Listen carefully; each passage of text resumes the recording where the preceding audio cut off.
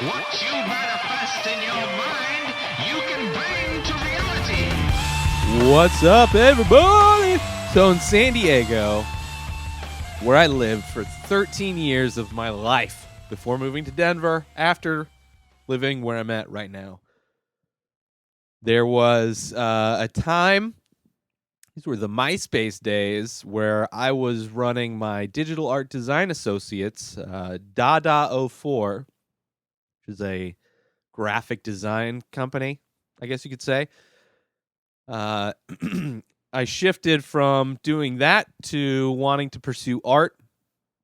Again, painting. I had been painting, but I wanted to do more. I wanted to start selling my work.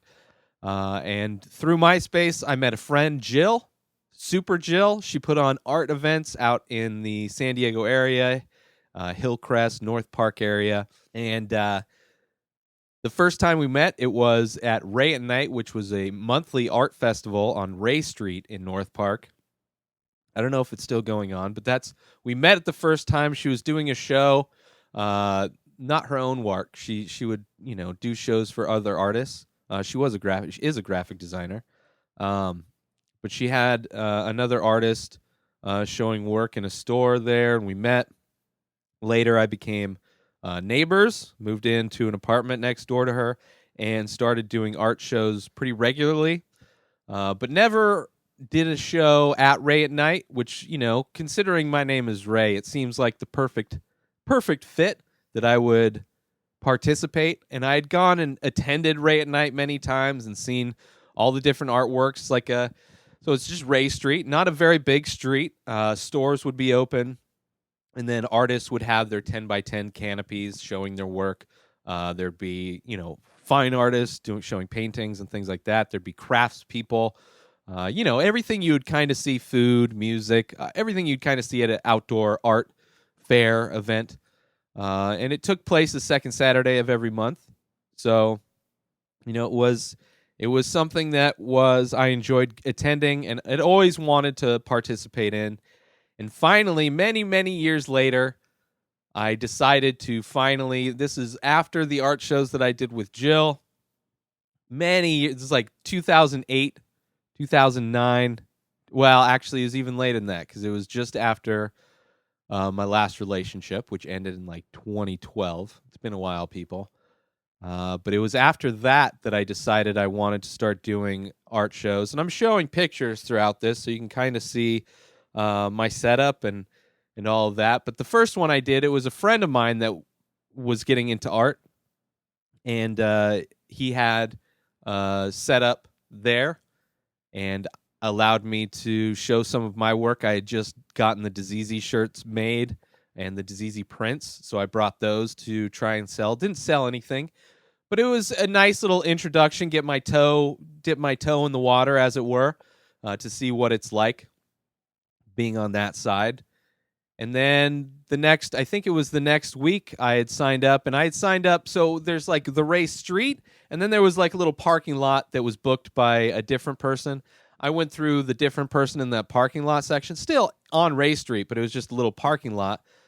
And yeah, it was same, everything is, just booked different place. So I went and I did that and I signed up, and pretty much every month, up until towards the end, they would basically not confirm. I tried to confirm, sign up and confirm my space, but they would get back to me like the day before this thing, and I needed to, make sure I had the day off from work. And if I did get accepted, I needed to, make sure I have everything prepared.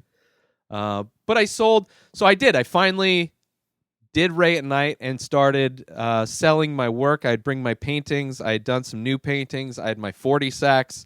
I had prints and shirts.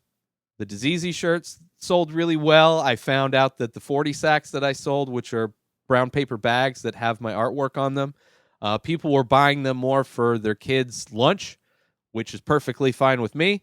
So I sold a bunch of shirts, sold a bunch of those, sold a few paintings. It wasn't, it definitely was more of a learning experience for me, seeing what people thought of my work to begin with, the different kinds of opinions people had on filling in the blank or, kind of coming up with their own backstory for whatever the piece was.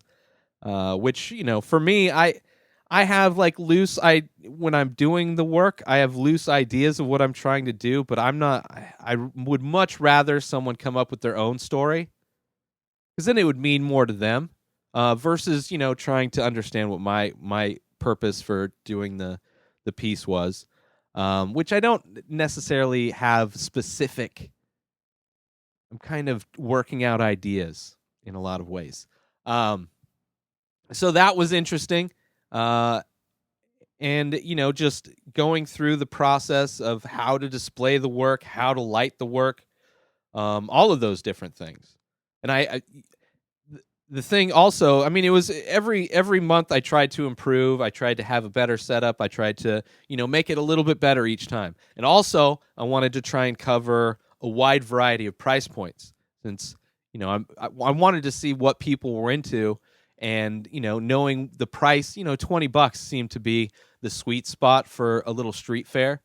So, I had plenty of the shirts. I think I sold for $20, and then, the 40 sacks were a lot cheaper. And then I would give away, I had little 4x6 prints made up, and I would give those away. I would give away stickers, and I had a little tip bucket that would basically, people would tip and would pay. I'd be making money on the stuff I was giving away for free. It was almost like a pay what you can thing. Some people just took the stuff for free, which is what it's meant to do. And then some people, I would burn episodes of the Inspired Disorder podcast, select episodes. There were maybe 6 different episodes that I did, burned them onto a DVD and gave them out to people also. So just to try and, integrate the podcast that I was doing at the time. I think I had one of the episodes was Tate Fletcher. One was that reporter kid, Cassius Morris. One was probably Gareth Reynolds from The Dollop. Just some of my favorite episodes from that time of doing the Inspired Disorder podcast. I would burn them on DVD and give them out. It was a lot of fun. It was a lot of fun. There are art events out where I'm living now. They cost a lot more. I have no idea. Traffic-wise, I have far more things to sell now, and I've been thinking about how I'm going to do it again. And I have some ideas to just completely do a different thing. I want to display my art at these art shows, unlike anybody is displaying their art anywhere. And I'm going to do that with a lot of different things, man. One of which would be setting up one of my projectors to show the making of videos for all the artwork. The other one would be to maybe not even bring the artwork itself, but have ways people can use their phones to view the artwork on their phones, almost like a virtual gallery. I have ideas to literally do like a 3D VR kind of experience to look at the art. Since I have that 360 camera that I haven't used in a long time, I have a lot of ideas to come back into this game. But it was one of my goals a long time ago to be in the Ray at Night. And, I was able to make some money and do it and learn a lot. And I met some cool people. It was just fun. It was a fun thing to do every month, and I really enjoyed it. And I look forward to, participating in similar events around the Palm Springs area soon, so I can start selling some of my work instead of just relying on the internet to do such.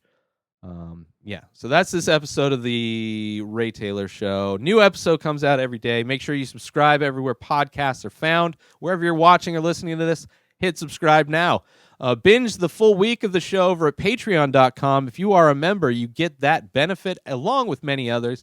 InspiredDisorder.com is where you can find all of my artwork and t-shirts. You can save 50% through the end of the year by using coupon code THANKS18 when you check out. I am at Ray Taylor everywhere on social media. Have a wonderful day, everybody. Peace out!